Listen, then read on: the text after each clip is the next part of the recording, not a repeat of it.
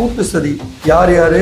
ஏவா வேலு, அதிகாரிகள், அந்த சங்கரானந்தா இன்ஃப்ராஸ்ட்ரக்சர் அந்த நிறுவனம் இருக்கு இல்லையா, ஒப்பந்தத்தை எடுத்து வேலை செய்யற இந்த நிறுவனங்களாம் கூட்டு சதின்னு சொல்லி ஒரு கேஸை ரெஜிஸ்டர் பண்றாங்க.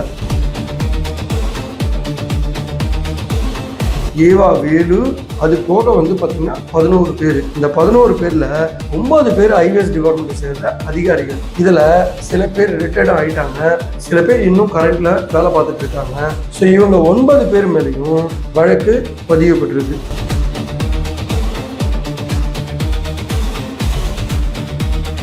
சென்னை, திருவண்ணாமலையில் இருக்கிற ஏவா வேலுவோட கல்வி நிறுவனங்கள், இந்த நிறுவனங்கள்லாம் கம்ப்ளீட்டாக ரெய்ட் அடிக்கிறாங்க.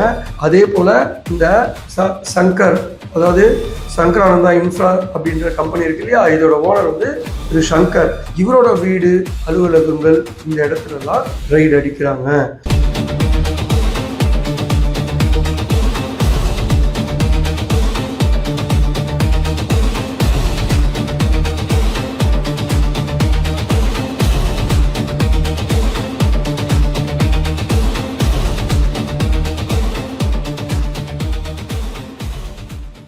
வணக்கம் HKS வாய்ஸ் மீடியா நேயர்களே. இந்த காணொலியில என்ன பார்க்க போறோம் அப்படின்னா, திரு ஏவா வேலு திமுக கட்சியின் பொருளாளராக இருக்காரு, திருவண்ணாமலை தொகுதியோட சட்டமன்ற உறுப்பினர் இருக்காரு. இவர் பாத்தீங்கன்னா 2021 2026 ஆண்டு வரைக்கும் பாத்தீங்கன்னா பொதுப்பணித்துறை மற்றும் நெடுஞ்சாலைத்துறை, துறைமுகங்கள்ல அமைச்சரா இருந்தாரு. சரி, இவரோட காலகட்டத்துல பாத்தீங்கன்னா ஒரு வழக்கு பதிவு பண்றாங்க. எதுக்காக அப்படின்னா, அன்றைய காலகட்டத்திலேயே அறப்போர் இயக்கம் என்ன பண்றாங்க, திரு ஜெயராமன் வெங்கடேசன் அப்படின்றவர் பாத்தீங்கன்னா ஏப்ரல் 20 ஒரு கம்ப்ளைண்ட் கொடுக்குறாரு. என்ன கம்ப்ளைண்ட் கொடுக்குறாரு அப்படின்னா, கரூர்ல 2022 ஆண்டு கரூர் டிஸ்ட்ரிக்ட்ல நெடுஞ்சாலை மேம்பாட்டு ஒப்பந்தங்கள்ல பணியை மேற்கொள்றதுக்காக ஒரு ஒப்பந்தம் சங்கரா இன்ஃப்ரா அப்படின்ற கம்பெனிக்கு போடுறாங்க. எதுக்குன்னா, சாலையை அகலப்படுத்துதல், தரம் உயர்த்துதல் மற்றும் வடிகால் பணிகளை மேற்கொள்ளுதல். இந்த வேலைக்காக பாத்தீங்கன்னா ஒரு 7 கோடி ஒரு ஒப்பந்தம் போடுறாங்க. ஆனா இங்க வேலையே நடக்கல. அதாவது சாலையே போடாம கிட்டத்தட்ட மார்ச் 28 2022 ஆண்டு 3.23 கோடி விடுவிச்சிடுறாங்க. யாருன்னா ஐஏஎஸ் டிபார்ட்மெண்ட்ல இருந்து விடுவிச்சிடுறாங்க. பொதுவா வேலை பண்ணாங்க அப்படின்னா எம்புக்குன்னு சொல்லுவாங்க. அதாவது ஐஏஎஸ் டிபார்ட்மெண்ட்ல இதை கண்காணிக்கிறதுக்கு, இதை போயிட்டு இந்த வேலை முடிஞ்சிருச்சு, இதை கரெக்டா முடிச்சிட்டாங்க அப்படின்னு சொல்லி எம்புக்குள்ள ரெஜிஸ்டர் பண்ணி ஆடிட் பண்ணி வச்சுப்பாங்க. ஸோ இது எல்லாமே என்ன பண்றாங்க, அதிகாரிகள், இந்த ஒப்பந்த நிறுவனம், இவங்க எல்லாம் கூட்டணியா சேர்ந்துக்கிட்டு செய்யாத வேலைக்கு செய்தது போல ஒரு ஒப்பந்தம் போட்டு இதை செய்த மாதிரி இவங்களும் அப்ரூவல் கொடுத்துட்றாங்க. சரி, இது என்ன ஆகுதுன்னா, இது செய்யாத வேலைக்கு பணம் வாங்கிட்டாங்கன்னு அறப்போர் இயக்கத்தை சேர்ந்த திரு ஜெயராமன் வெங்கடேசன் கம்ப்ளைண்ட் கொடுக்குறாரு. சரி, இது போக இல்லாம அந்த காலகட்டத்தில் இந்த கரூர் மாவட்டத்தை சேர்ந்த அதிமுக மாவட்ட செயலாளர் முன்னாள் அமைச்சர் MR விஜயபாஸ்கரும் ஒரு கம்ப்ளைண்ட் கொடுக்குறாரு. என்ன அப்படின்னா, இவங்க இந்த இடத்துல வேலை செய்யாமையே இவங்க பணத்தை வாங்கிட்டாங்க அப்படின்னு அவருமே கொடுக்கும்போது என்ன நடக்குதுன்னா, வேகமா இந்த அதிகாரிகள்லாம் என்ன பண்றாங்க, ஏப்ரல் மாசம், அதாவது பைசா வாங்கினது மார்ச் 25 28 ரிலீஸ் பண்றாங்க. வேகமா ஏப்ரல் மாசம் ரோடு போடுறாங்க. யாரு துணையோடனா, காவல்துறை துணையோட ரோடு லே பண்றாங்க. ஸோ இது எதை நோக்கி போகுதுன்னா, இவங்க மாட்டிக்கிட்டாங்கன்னு தெரிஞ்சதுனால இந்த ஆதாரங்களை அழிக்க பாக்குறாங்க. ஸோ இந்த ஆதாரங்களை அழிக்கிறாங்க இல்லையா, அழிச்சதோட மட்டும் இல்லாம இதுக்கெல்லாம் காரணம் 4 அதிகாரிகள் தான் சொல்லி இவங்களோட நாமக்கவாசி, அதாவது இவர்களை காப்பாத்திக்கிறதுக்காக மேல் அதிகாரிகளையும் அமைச்சர்களையும் காப்பாத்துறதுக்காக அந்த 4 அதிகாரிகளை சஸ்பெண்ட் பண்ணிடுறாங்க. சரி, இதுல என்ன இந்த காரணம் அப்படின்னா, ஃபர்ஸ்ட் கூட்டு சதி. யார் யாரு?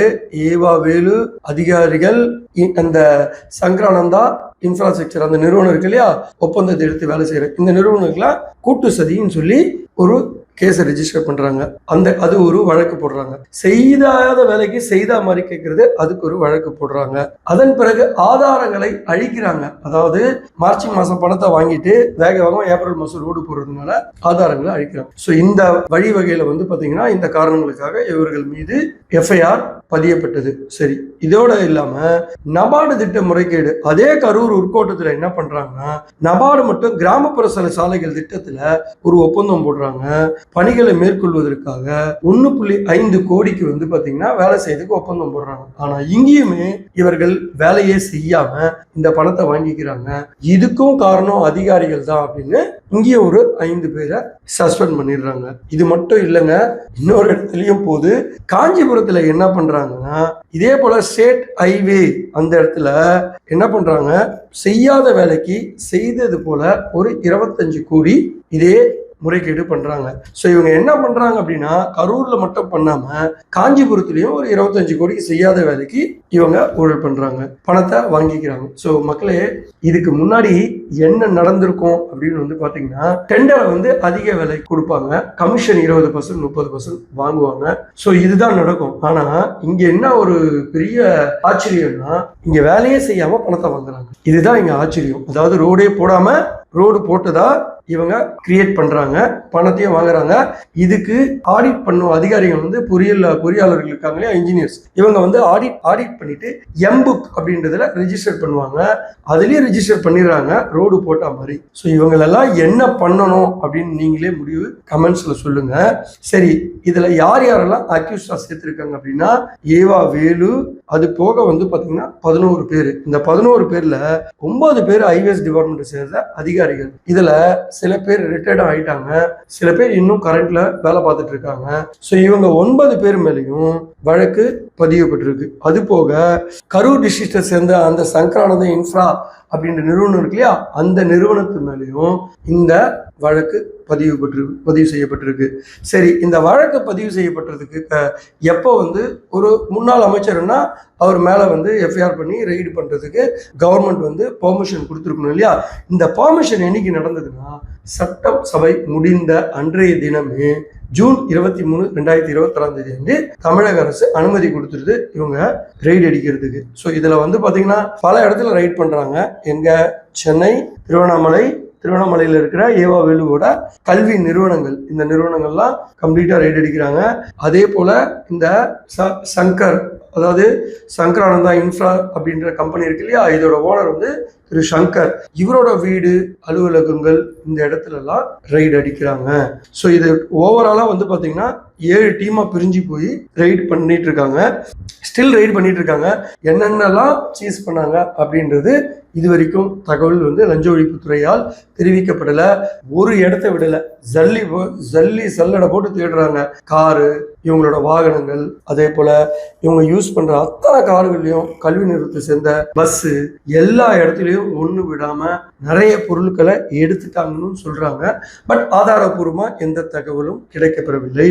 சரி, இது எல்லாம் பண்ணிட்டாங்கல்ல, இதுக்கு வழக்கம் போல திமுக தலைவர் திரு மு.க. ஸ்டாலின் அவர்கள் ஒரு பெரிய கண்டன அறிக்கை ஒன்று விட்டிருக்காரு. என்ன அப்படின்னா, எதிர்கட்சிகளை ஆளும் கட்சி பழிவாங்கும் நோக்கோட இந்த மாதிரி நடவடிக்கை எல்லாம் எடுத்துட்டு இருக்காங்க. லஞ்ச ஒழிப்புத்துறையை வச்சு இவங்க மிரட்ட பாக்குறாங்க, எங்க கட்சியை வந்து முடக்க பாக்குறாங்க அப்படின்னு சொல்லி ஒரு பெரிய அறிக்கை ஒண்ணு கொடுத்திருக்காரு.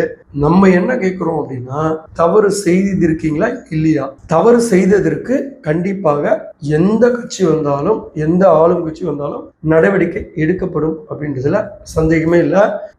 நேயர்களே, உங்களுக்கு இதுல திமுக தலைவர் திரு மு.க. ஸ்டாலின் அவர்கள் சொல்ற மாதிரி பழிவாங்கப்படுகிறதா அப்படின்றதையும் நீங்க சொல்லுங்க.